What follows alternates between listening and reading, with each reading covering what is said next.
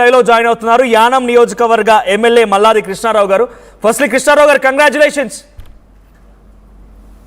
కృష్ణారావు గారు కంగ్రాచులేషన్స్ అండి. రైట్, మనకు కనబడుతున్నారు యానం పుదుచ్చేరి యానం నియోజకవర్గం నుంచి ఆయన ఎమ్మెల్యే గెలుపొందారు మల్లాది కృష్ణారావు, ఆల్ ఇండియా ఎన్ఆర్ కాంగ్రెస్ నుంచి. సో ఆర్టీవీ లైవ్ లో జాయిన్ అయ్యారు. కృష్ణారావు గారు కంగ్రాచులేషన్స్.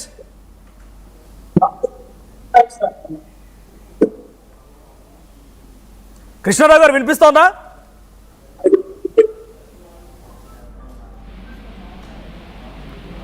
కృష్ణారావు గారు కంగ్రాచులేషన్స్ అండి.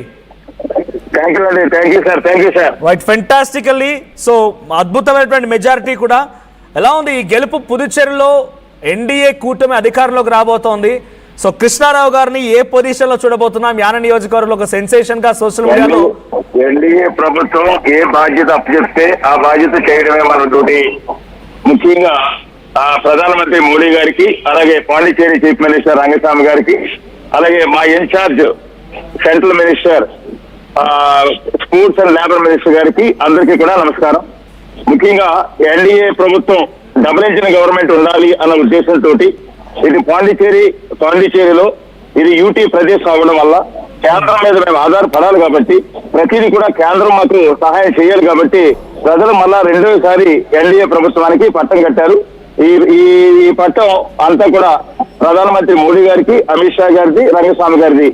యానంలో ప్రత్యేకంగా నన్ను ప్రేమించే ప్రజలు, ముఖ్యంగా పేద వర్గాలకి, మధ్యవర్తి కుటుంబాలకు సంబంధించిన ప్రజలు ఈ గెలుపు నేను చేసిన ఇన్ని సంవత్సరాల నుంచి చేసిన సేవలు అయితే ఈ 5 సంవత్సరాల్లో చేసిన సేవలకి రాబోయే రోజుల్లో చాలా ఇంకా అనేకమైన పనులు చేయగలగాలి.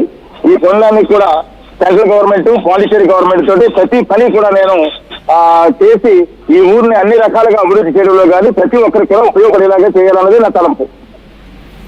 బట్ ఈ విక్టరీని ఎలా చూస్తున్నారు? అంటే ఇక్కడ కేవలం ఎన్డీఏ ఇక్కడే కాదు, వెస్ట్ బెంగాల్లో కూడా బీజేపీ గెలవబోతోంది. మీ కూటమిలో ఉన్నటువంటి భాగస్వామ్యం బీజేపీ గెలవబోతోంది. ఇప్పుడు కూడా వేల మీదే గెలిచాం.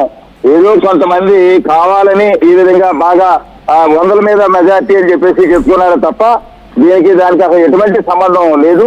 ఇది మెజార్టీ కూడా చాలా ఎక్కువ మెజార్టీ వచ్చింది. పాండిచేరిలో కూడా అందరూ కూడా నేను చెప్పిన క్యాండిడేట్లు వాళ్ళందరూ కూడా గెలుస్తూ ఉన్నారు. ఇప్పుడే నేను ఇంకా పాండిచేరి బయలుదేరుతున్నాను. 4 గంటల పాండిచేరిలో నేను ముఖ్యమంత్రి గారిని అలాగే సెంట్రల్ మినిస్టర్ని పిలుస్తాను. But congratulations once again and thank you for joining us RTV. Thank you అండి. సో మొత్తంగా గెలుపు సంబరాలు పుదుచ్చేరిలో కూడా మొదలయ్యాయి. మల్లాది కృష్ణారావు గారు యానం నియోజకవర్గ ఎమ్మెల్యే, ఆయన గెలిచారు. సో ఆల్మోస్ట్ 4000 పైచిలుకు 4568 ఓట్స్ మెజార్టీతో గెలిచారు ఆయన. We should have to congratulate him. And one more, పెద్ద మొత్తంలో వెస్ట్ బెంగాల్ రిజల్ట్స్ పైన కూడా పెద్దగా ఇక డౌట్ ఏం అక్కర్లేదు. బీజేపీ దాదాపుగా గెలిచింది అక్కడే అని చెప్పుకోవాలి. ఇక ఆల్మోస్ట్ నెంబర్స్ మీరు చూస్తున్నారు 189 and 98, చాలా డిఫరెన్స్ ఉంది. ఆల్మోస్ట్ 100 డిఫరెన్స్ ఉన్నదని చెప్పుకోవచ్చు ఇక్కడ మనం. సో ఎట్టి పరిస్థితుల్లో కూడా ఓవర్టేక్ చేసే అవకాశం లేదు. అటు తమిళనాడులో కూడా కేవలం టీవీకే సింగిల్ లార్జెస్ట్ పార్టీగా హైయెస్ట్గా ఉన్న, మరి ఇంకా అది టైం గడుస్తున్న కొద్దీ సింగిల్ లార్జెస్ట్ పార్టీగా మెజారిటీ ఫుల్ ప్లెజ్డ్గా సాధిస్తుందా? 118 సీట్స్ని సాధించి మ్యాజిక్ ఫిగర్తో అధికారాన్ని చేజిక్కించుకుంటుందా అనేది చూడాలి ఏం జరిగిద్దో. అటువైపు అస్సాంలో బీజేపీ గవర్నమెంట్ అండ్ తమిళనాడులో టీవీకే కొంచెం డౌట్ఫుల్గా ఉంది. UDF government at Kerala, UDF 94 and LDF 40. So UDF 94, LDF 40 చాలా డ్రాస్టిక్ ఉంది. సో ఆల్మోస్ట్ మెజారిటీ వచ్చేసింది. మెజారిటీతో యూడీఎఫ్ గవర్నమెంట్ ఫామ్ చేయబోతోంది కేరళలో. ఆల్రెడీ సంబరాలు కూడా మొదలైపోయాయి. సో టీవీకే విజయ్ గెలుపు మాత్రం చాలా అద్భుతం. అటు దీదీ కూడా చాలా డిఫరెన్స్తో ఉన్నారు కాబట్టి కొంత ఇక తనకి స్కోప్ లేదు ఇక్కడ. సో 294 అవుట్ ఆఫ్ 294 స్థానాల్లో సుమారుగా 189 అటు సువేందు అధికారి నేతృత్వంలోని బీజేపీ మోదీ అక్కడ గెలుపొందారు. సో టీఎంసీ మాత్రం 98 స్థానాలకే పరిమితం అయిపోయింది. సో నిర్మల కంటిన్యూ అవుతారు లైవ్లో. నిర్మల,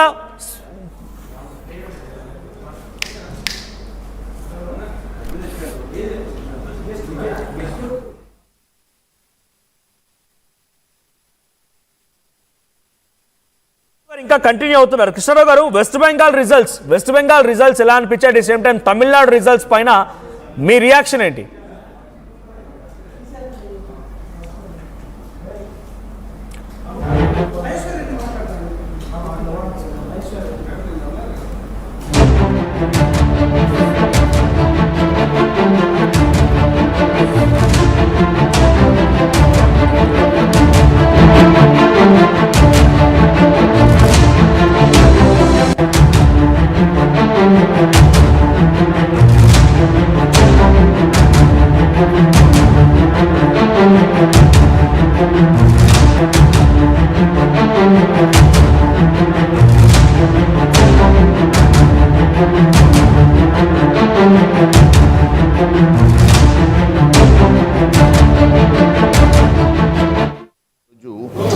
అబ్సల్యూట్ మెజారిటీ తోటి భారతీయ జనతా పార్టీ అక్కడ గెలవడం అనేది ప్రజలు భారతీయ జనతా పార్టీకి ఇచ్చినటువంటి మరి ఒక బహుమానంతో పాటు ప్రజలకు భారతీయ జనతా పార్టీ బెంగాలీస్ ఎప్పుడు కూడా నేషనలిజం వైపు ఉంటారు.